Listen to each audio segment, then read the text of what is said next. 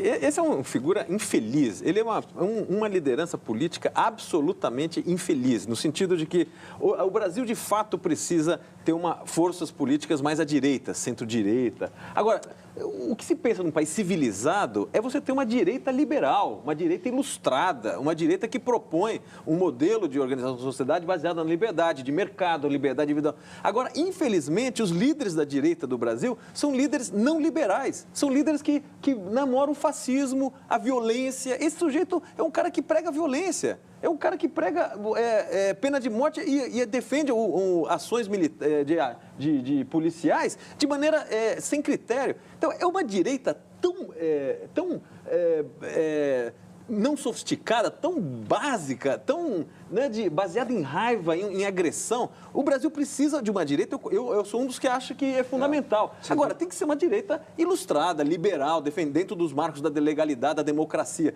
Não um sujeito que fica brincando com o regime democrático, com o regime de direito, com o direito das pessoas. Eu acho que, infelizmente, o Brasil, na ausência de uma direita um pouco mais sofisticada, que não está se organizando no país, abre margem para essas lideranças. Eu acho de uma infelicidade. Ainda bem que uma minoria, a absoluta minoria, não faz irrelevante para o processo. Mas é triste você ver que a direita se associa com uma figura dessa e não com uma figura de um sujeito de direita sofisticado e liberal.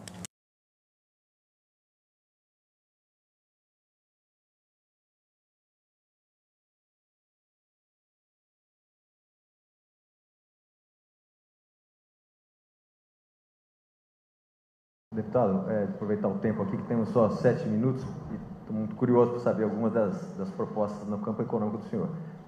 O senhor tem uma questão que fica difícil para a audiência entender. O senhor tem um histórico no Congresso de ser contra várias privatizações, o senhor, se não me engano, votou contra o Plano Real, recentemente o senhor votou contra o Cadastro Único Positivo.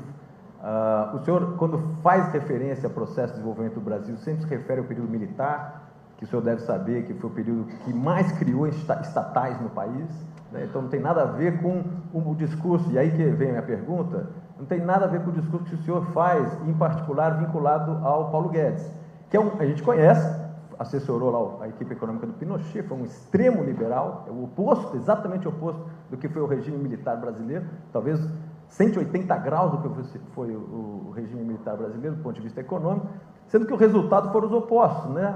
Aqui o regime militar brasileiro, que o senhor toda hora cita, entregou o país com uma hiperinflação, com um problema fiscal cavalar e com uma participação do Estado na economia, talvez a maior da história do Brasil, né? É no período democrático que a gente tentou corrigir a superinflação, corrigir a questão de fiscal e, de alguma maneira, implementar alguns projetos que têm a ver com desenvolvimento mais sustentável. Como é que o senhor explica essa contradição? O histórico do senhor e as referências no discurso são muito estatista, muito anti-reforma, muito anti qualquer tipo de liberalização do processo econômico, e aí o senhor vem e fala que o seu principal assessor econômico é o Guedes, que é um ultraliberal que defende, inclusive, a privatização da Petrobras.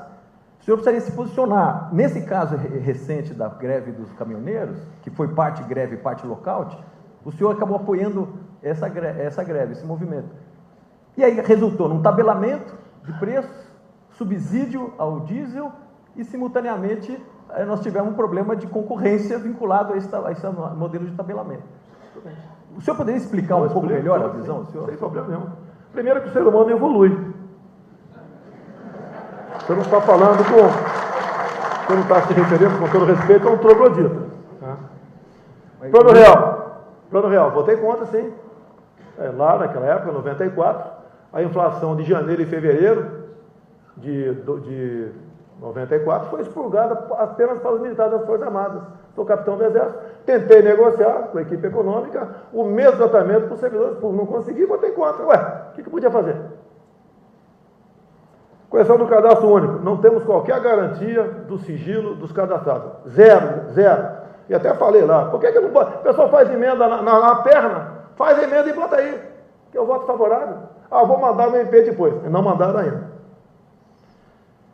Quanto a estatizante, eu queria saber, em 70, se não fosse estatal, né, quem faria Itaipu Binacional? Responda isso. Quem faria se não fosse o governo federal? Agora, tire as obras de infraestrutura do período militar e veja o que sobra do Brasil. Não sobra nada do Brasil. Me aponte uma grande obra do Sarney para cá. Não defendo estatizações agora, não. Questão de Pinochet. Bem, se for falar em política, lá tinha 30 mil cubanos quando ele entrou. E foi feita uma política econômica diferente do que está aqui, tanto é que deu certo. E muitos economistas que temos no Brasil hoje participaram, naquela época, né, da política econômica de Pinochet. Caminhoneiro, eu acompanho há 2 anos. O governo não tem órgão de inteligência. Acabei de falar, a inteligência do governo é cubana e venezuelana.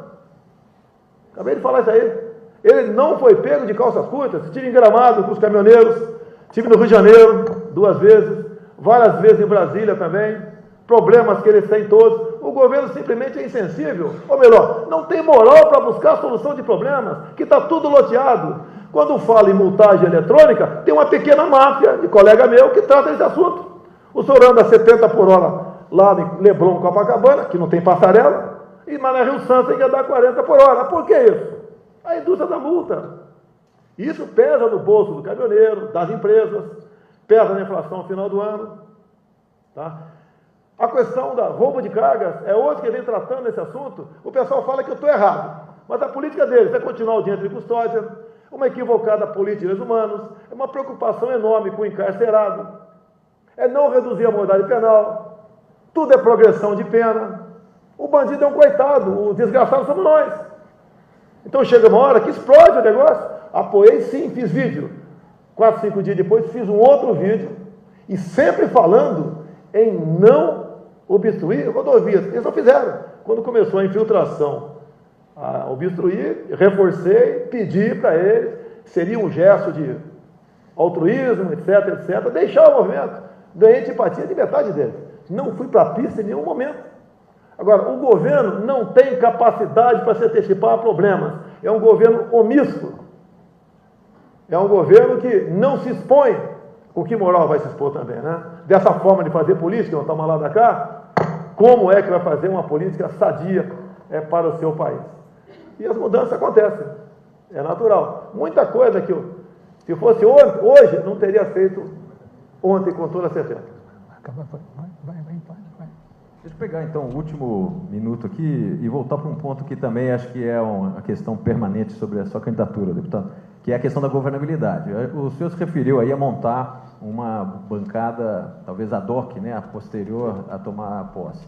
Mas a gente precisa lembrar, talvez, um pouco o histórico, vou ser bem rápido. O histórico do senhor foi aprovar, ao longo dos 24 anos, 1 ou 2 projetos, o senhor nunca liderou uma comissão, relatou um projeto importante. Como é que de uma hora para outra o senhor, que em 24 anos não conseguiu montar uma coalizão mínima, conseguiria no dia 1º de janeiro? A pergunta é complexa, Jair, mas infelizmente o tempo é curto. Como é que são escolhidos os líderes de partido, vice-líderes e presidentes de comissões? É a maneira como é escolhido.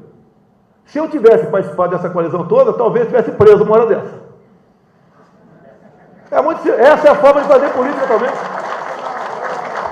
Me desculpa aqui, é verdade. Falam sobre, violência no Rio, o cara não fez nada. Se eu tivesse feito algo com o Cabral, estaria jogando dominó com ele em Bangu. Que a maneira de fazer política atualmente é essa. Essa é a verdade que o povo brasileiro não está acostumado a ouvir.